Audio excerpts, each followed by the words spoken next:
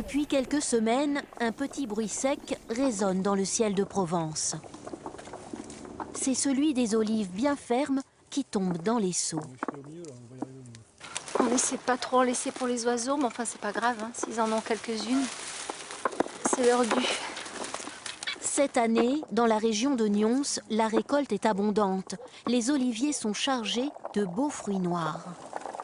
Les olives de Nyons, elles ont cette forme déjà, un petit peu ovale, et elles sont fripées.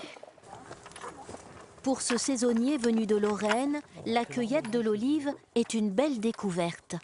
Bon, ça fait pas très longtemps que je cueille, mais on m'a appris, on m'a dit qu'il fallait traire les oliviers. C'est le même geste que la traite des vaches, exactement. Le geste d'égrainement. On égrène la branche. Et il est à bonne école, car dans ce verger, on cultive ces arbres depuis 1829 exactement.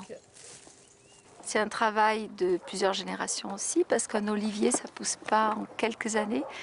Et ça met au moins 25 ans avant d'être vraiment adulte, hein. Donc ça veut dire que des gens avant moi les ont plantés, et moi aussi j'en ai planté. Il faut ensuite calibrer, puis trier les olives. Les plus grosses iront garnir les tables après macération. Les plus petites et les plus lisses, 40% de la récolte, partent au moulin pour être transformées en huile. Voilà Régine, tout est là. Merci Franck. Je t'en prie. 4 kilos de fruits permettent d'obtenir 1 litre d'huile de Nyons dorée. Lavée, broyée, pressée, malaxée puis filtrée. Chez ce moulinier, on maîtrise ce savoir-faire depuis 14 générations.